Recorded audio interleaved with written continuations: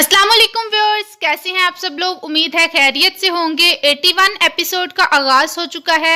Episode की तरफ आगे बढ़ने से पहले प्लीज़ मेरा चैनल सब्सक्राइब कर लें और बेल आइकन पे क्लिक कर लें ताकि हर आने वाली वीडियो आपको मिलती रहे।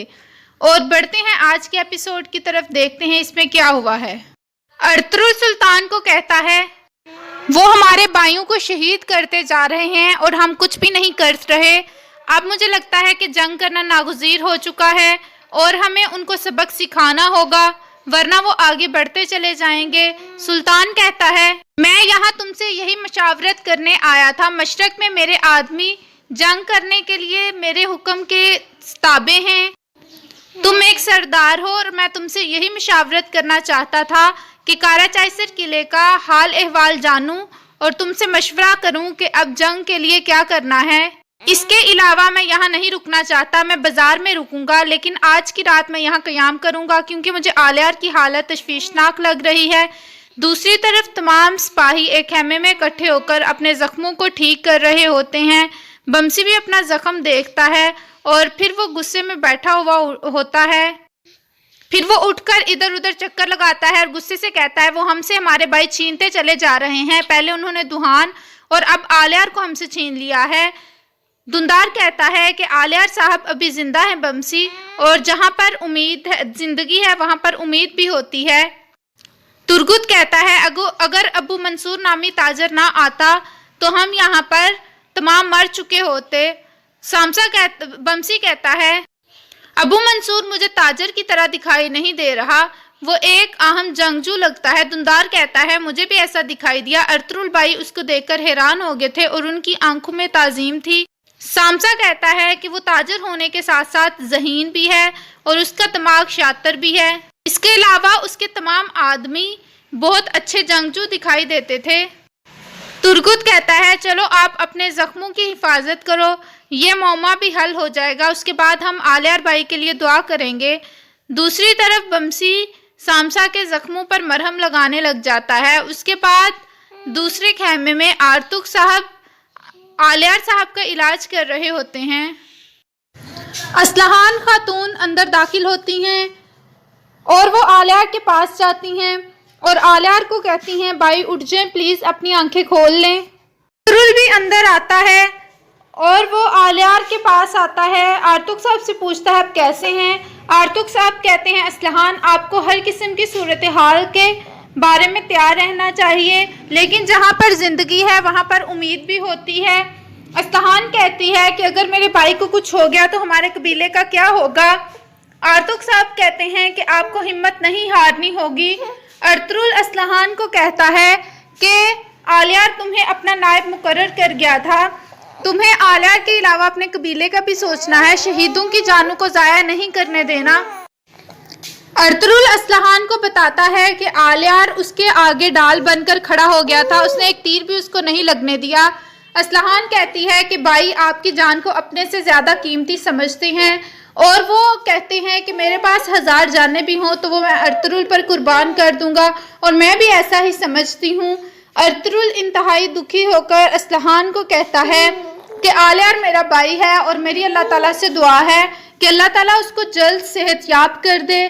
असलहान कहती है हमारा खानदान पहले ही बिखर चुका है, सिर्फ भाई और मैं बचे हैं, मेरा भाई के अलावा और कोई भी नहीं है, अल्लाह करे मेरे भाई को कुछ नहीं हो। अर्तुगरुल कहता है तुम परेशान मत हो और तुम्हें इस वक्त अपने कबीले के बारे में सोचना चाहिए। अगर आलियार जब तक कबीले वापस आता है तुम्हें तब तक अपने कबीले में तमाम सूरत हाल को संभालना होगा और कबीले वालों को देखना होगा। दूसरी तरफ बमसी और बाकी सिपाही अभी तक बैठे होते हैं। तुर्गुत कहता है तुम लोग इतने नाउमीद होकर क्यों बैठे हो, हमने बहुत अच्छी तरह से उनसे लड़ा था, आपने देखा नहीं था कि वैसुलुस भाग गया था हमसे डर कर, और हम ज़रूर एक दिन उसको पकड़ेंगे और उसको ख़त्म कर देंगे और काराचाइसर किला हमारा होगा। तुम लोग सब बहुत अच्छी तरह लड़े थे, तुम लोगों को मायूस होने की ज़रूरत नहीं है। इसके बाद वो बताता है कि जब हम हलीना को किले लेकर जा रहे थे तो आलियार साहब ने किस तरह उनकी मदद की थी छुपकर, क्योंकि वो ये नहीं चाहते थे कि उनके भाई या बाप इस बारे में गलत सोचें। उसने हमेशा हमारी मदद की है।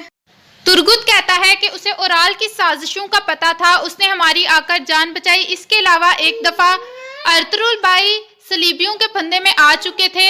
ارطغرل نے اپنے ساتھیوں کے ساتھ مل کر تب بھی جان بچائی تھی۔ اس طرح ہم ارطغرل سردار کی منزل کے اور قریب آ چکے ہیں۔ جس طرح ابو منصور نے آج ہماری جان بچائی ہے، اسی طرح کبھی آلیار نے بھی بچائی تھی، بمسی کہتا ہے۔ ترگت کہتا ہے کہ ہمیں کبھی بھی اپنے آپ کے سپاہی ہونے پر شرم محسوس نہیں کرنی۔ ہم اس ویسلس کو بھی ایک دن ختم کریں گے اور کاراچائسر قلعہ ہمارا ہوگا، ہم فتح حاصل کریں گے۔ اگر ابو منصور نہ آتے، سامسا کہتا ہے، تو ہم سرداران سے محروم ہو جاتے۔ دوسری طرف ایکترینا قلعے میں تیار ہو رہی ہوتی ہے۔ ویسلس کہتا ہے دروازہ کھولو، وہ اندر آتا ہے اور ایکترینا کو کہتا ہے کہ میں آلیار کو ختم کر کے آ رہا ہوں، اگر وہ ختم نہیں ہوا تو وہ جلد ختم ہو جائے گا۔ جہاں پر میں نے اسے زخم دیا تھا وہ بچ نہیں پائے گا اور جلد ہی ارطغرل کا بھی یہ حال ہوگا۔ اگر آج ایک آدمی اپنے سپاہیوں کے ساتھ نہ آتا تو ارطغرل بچ گیا ہوتا۔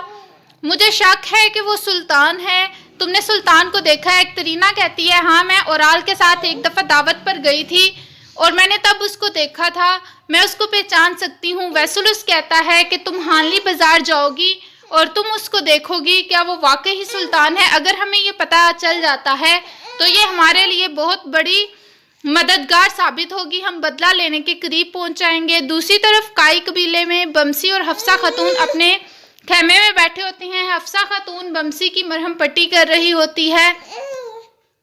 بمسی کہتا ہے وہ کتا ویسلس، وہ ہمارے سپاہیوں کو شہید کرتا جا رہا ہے۔ ہلینا کہتی ہے کہ اس کو ضرور ایک نہ ایک دن اپنے برے کاموں کی سزا ملے گی اور وہ اس جہنم کی آگ میں جلے گا، آپ کو پریشان ہونے کی ضرورت نہیں ہے۔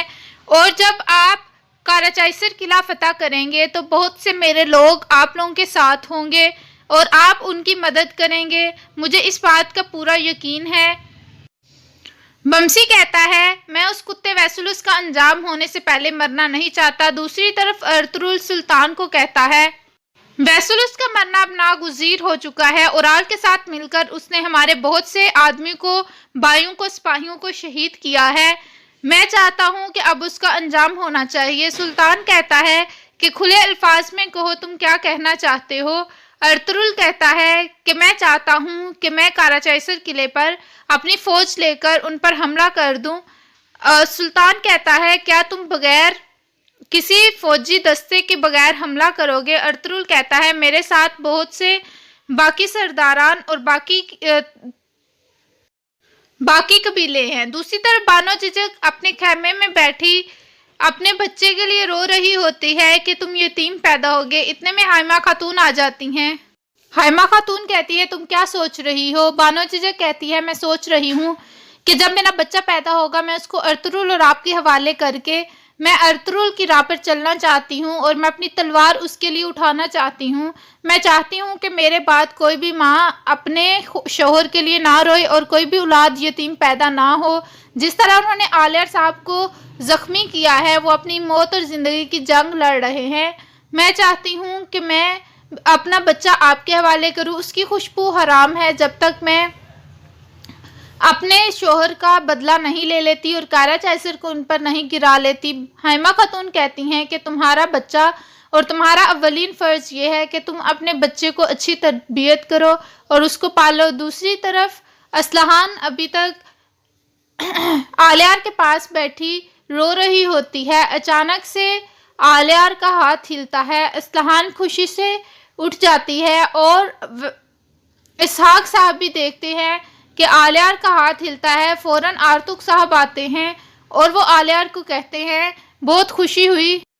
آلیار کہتا ہے کہ مجھے ارطغرل صاحب سے ملنا ہے۔ اسحاق کہتا ہے کہ میں ابھی جاتا ہوں اور ان کو بلا کر لے کر آتا ہوں۔ اسلحان کہتی ہے کہ اللہ آپ کو کبھی بھی اپنے بغیر مجھے نہ رکھے، میں ٹکڑے ٹکڑے ہو جاؤں گی اگر میں آپ کو کھو دیا تو۔ میرا آپ کے علاوہ اب اس دنیا میں کوئی بھی نہیں بچا۔ بھائی آپ شکر ہے اللہ کا کہ آپ کو ہوش آ گیا ہے۔ دوسری طرف ارطغرل سلطان کو کہتا ہے کہ میں قبیلوں کی مدد لوں گا اور میں نے ان کی تربیت کے لیے اپنے بہترین سپاہی بھیجے ہیں اور میں ان کے ذریعے ان پر حملہ کروں گا اور ان کو وہاں پر ہی ختم کر دوں گا۔ اس کے بعد حائمہ خاتون اور حلیمہ خاتون اندر آتی ہیں اور وہ سلطان سے کہتی ہیں کہ ہم ابو منصور کی شکر گزار ہونے آئے تھے کیونکہ ان کی وجہ سے ہمارے آدمیوں کی جان بچی۔ وہ کہتا ہے تو یہ تو محض اتفاق تھا کہ ہم وہاں موجود تھے، استغفر اللہ، ہم ان کو کیسے بچا سکتے ہیں۔ اور یہاں پر اس قسط کا اختتام ہوتا ہے۔ ویڈیو پسند آئے تو لائک کریے گا، کمنٹ کر کے بتائیے گا کیسی لگی ایپیسوڈ۔ فی امان اللہ۔